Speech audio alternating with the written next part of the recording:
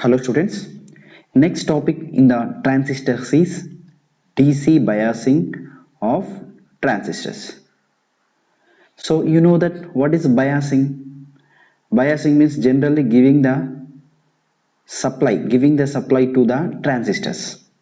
So why we need to give this biasing every time to the transistors? So whenever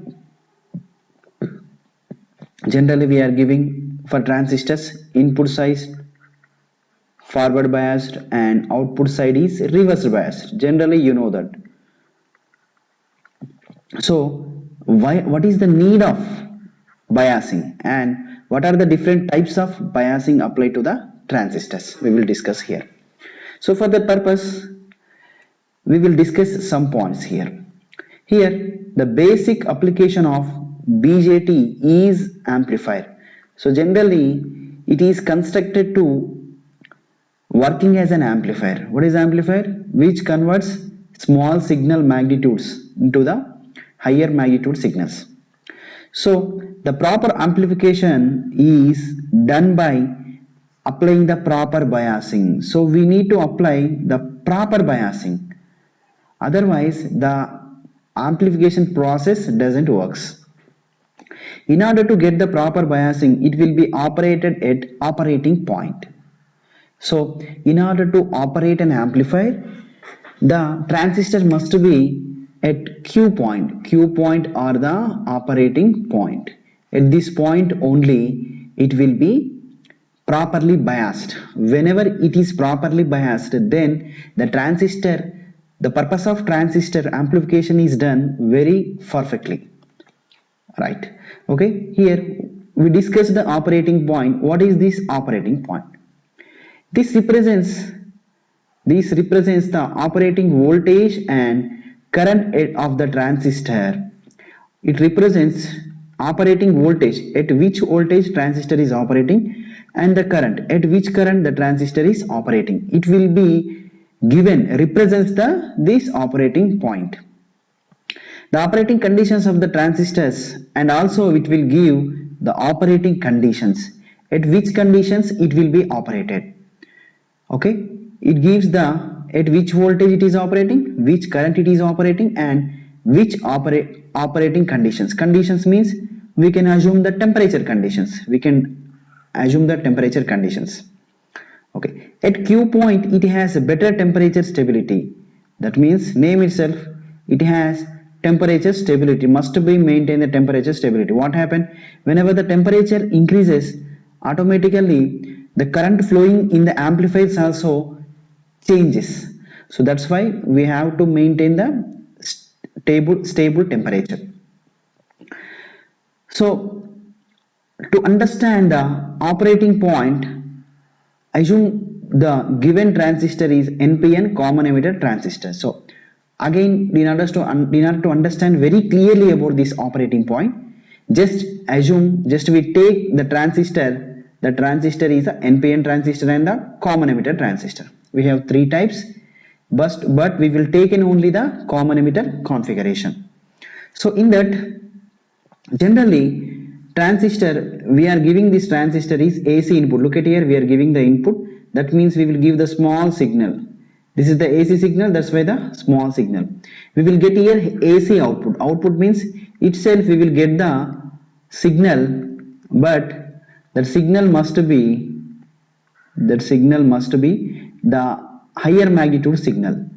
Higher magnitude signal means the magnitude of the signal will be increases. Look at here, this is the lower magnitude and this is the higher magnitude. So this work is done by the amplifier. Okay, so for this purpose, so I am giving the AC input and AC output, but in order to operate the proper working, it will be operated at the operating point. For example, in order to understand the operating point, just take the output characteristics. In that output characteristics will give the graph between the output voltage VCE, this is the VCE, and the output current is the IC. Output current is IC. So whenever you draw curves like this, so here we will consider any point, just I am taking the operating point Q is this point. At this point, what is the voltage that is called the operating voltage, that is called as VCQ, and at this point what is the current, that current is called the output current VCEQ as well as ICQ. That means at operating point it is the output voltage, at operating point it is the output current. Okay, so in order to understand here this operating point, so we will know the operating point, so just to understand the operating point, just take it in order to get the operating point, we will apply the loop equation for the output of the node.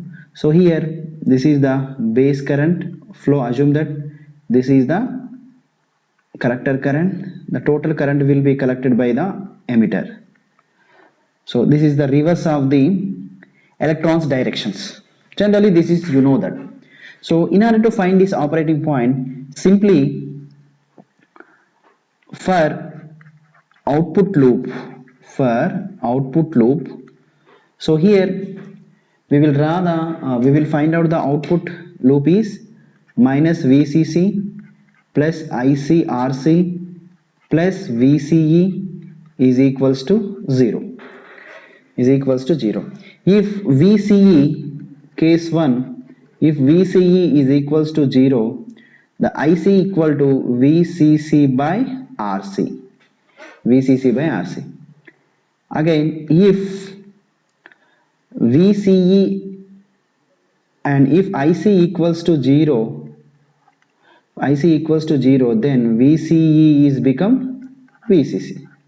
So these are the 2 points. This is the first point and this is the second point. From this point I can write the point is like this. This is 0 comma VCC by RC, and this is VCC comma 0. So I can take it this point in the voltage equation, that is VCC comma 0. So this is the VCC comma 0, this point is 1 point, that is VCC comma 0, and we have the another point, this is 0 comma VCC by RC. So if you combine these 2 points, you will get this operating point. Every time you have to, for any given transistor, in order to get the operating point, you have to follow this the procedure. So now you will get exact operating point, it will be operated. So this operating point is simply, it will show at this operating point VCE, Q and ICQ. This is the operating point. Okay, so here to understand operating point very clearly, so if you take the operating point is this, it may be have, sometimes it will take this point and this point, it will not amplify clearly, it will give output is some distortion. That's why better to have the operating point almost in the middle of the graph, then the transistor will do very efficient amplification. So otherwise it will get some distortion in the okay, right. So operating point, we have 1 point, it must be operated in, we will write some point here for proper amplification. Q must be in active region, otherwise Q must be in active region. If it is, otherwise we will get distortion in output waveform, otherwise the output waveform will get distortion, distortion. Distortions means output waveform will be disturbed. Distortion means simply if the output waveform is like this, distortion means it will clip out some magnitude, like that. Okay, we have to maintain that, right? So here two things are important. One thing is VCE as well as IC. But here IC can be varied by two cases. IC can be varied by two cases. We can be vary the IC by two cases. The first case is change in beta. So if you beta value, if you change the beta value, if you vary the beta value, IC value can be changed. How? IC equal to beta times of IB. So if beta is varied, automatically IC value also vary. And next, the second point, change in temperature. Change in temperature. If temperature is varied, what happens? The collector current directly we can write beta into IB 1 plus beta into ICBO. We can write the equation. Here, if the temperature is increases, the what happen? This ICBO value also increases. Whenever this value increases, automatically collector current value also increases. So to operate an operating point, sometimes these will be decides. One is beta, another one is the temperature. Okay, another one is the temperature. So in order to operate this particular operating point, we have different types of configurations. Those are we can use in order to do the proper application. We have different types of biasing configuration. Those are, the first bias is fixed bias configuration, and the second is emitter bias configuration. The third one is collector feedback bias configuration. Collector feedback bias configuration.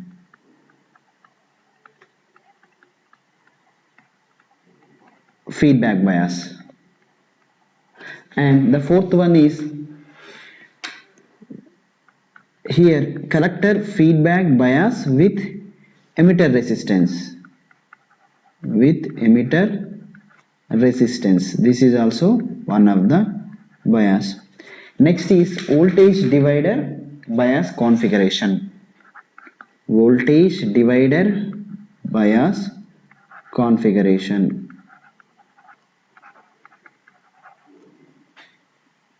These are the configurations. So by analyzing all these biasing configuration is to operate the operating point for the proper amplification. In that we will discuss the first bias is fixed bias configuration. So name itself, it represents the biasing is fixed. Biasing is fixed means, look at here. So here we have a NPN transistor, NPN transistor, 3 terminal collector, base, emitter terminal, and collector terminal have some resistance. It is biased by the VCC. Here bases have some resistance RB. It is also biased by the VCC. And we are giving the fixed bias here. So here now in order to find out the operating points, just simply our intention is to find the operating point. What is the operating point here? Here the operating point is VCE, output voltage, and IC. So this is the output voltage and this is the IC current. So in order to get these values, just apply loop equation. For output. equation for output. So by this we are applying the loop equation. Simply this is the minus and plus, and this is the loop equation. Just apply the loop equation through this. So here minus VCC, this is the minus VCC voltage, this is the drop across, plus IC into RC plus VCE is equals to 0. VCE is equals to 0. From this we can write the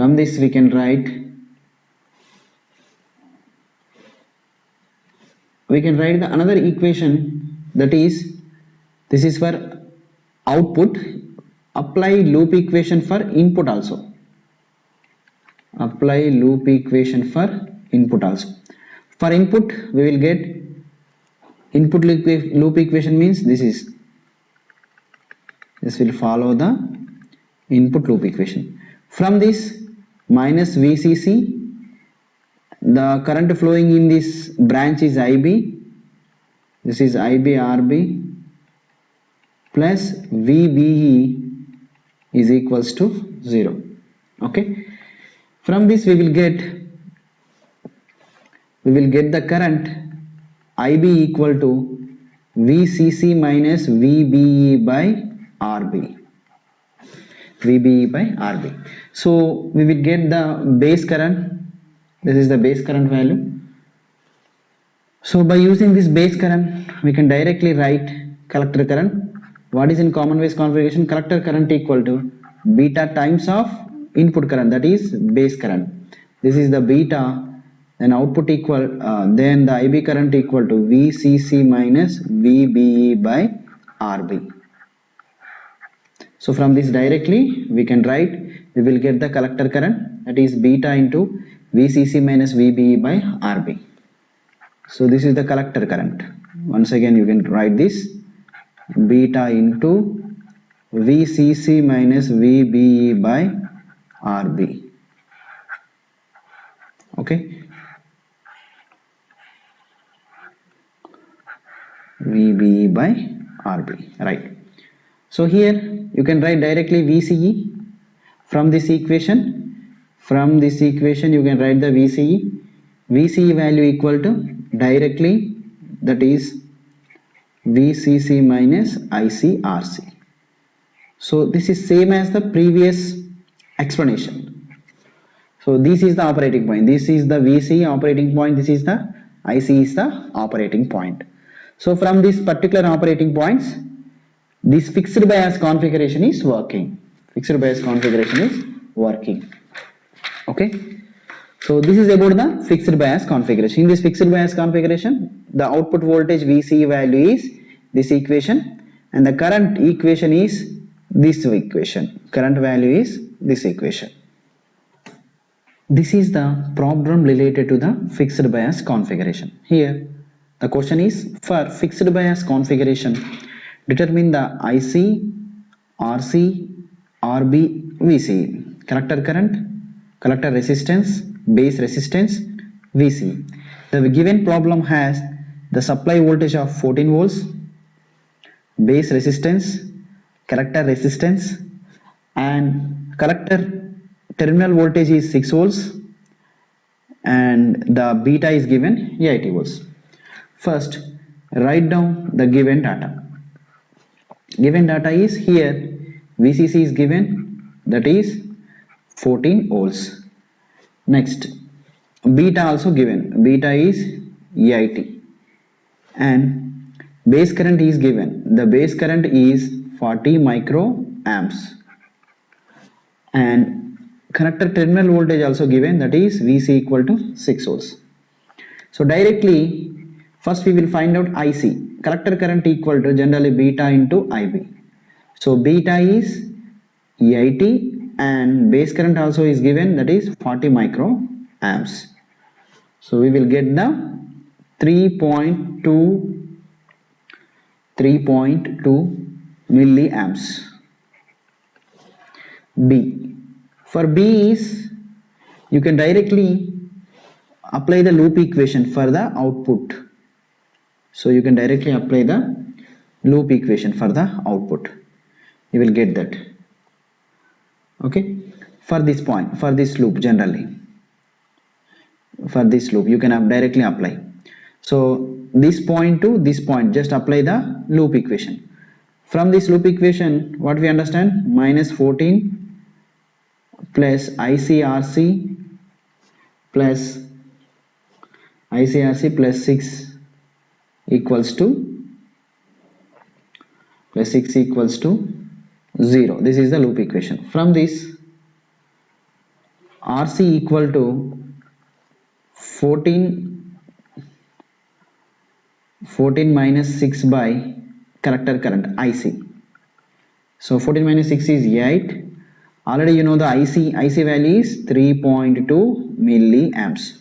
By doing this, we will get RC as 2.5 kilo ohms. Next, we will find out the third. Third is RB. C point is RB. That is 14 minus.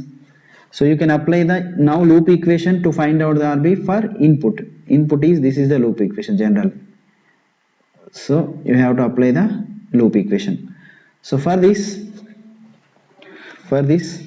so here we can write loop equation for this is IB.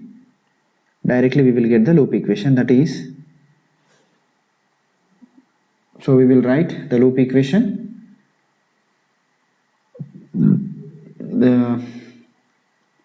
Here 14 minus IBRB minus VBE equals to 0. If you observe here the VBE is the PN junction. Assume it is a silicon. Then what is the cut-in voltage of silicon? That is the 0.7 simply. So directly we can write 14 minus, we know the IB current already 40 microamps, 40 micro, and we need RB. VCE is the 0.7. So by doing this, we will get RB is directly 332.5 kilo ohm. 5 kilo ohm. So directly now we will write VCE. You know VC value and E value. VC value and the E value. So here the VC value is 6 volts and emitter value directly, emitter is connected directly 0. Then we can write directly the last point, that is VCE equal to VC minus E. That is VC is operated 6 volts, it is 0. Then VCE equals to simply 6 volts. So this is the procedure to find out any unknown parameter by using the fixed bias configuration. Okay, I hope all of you understand this session. Thank you.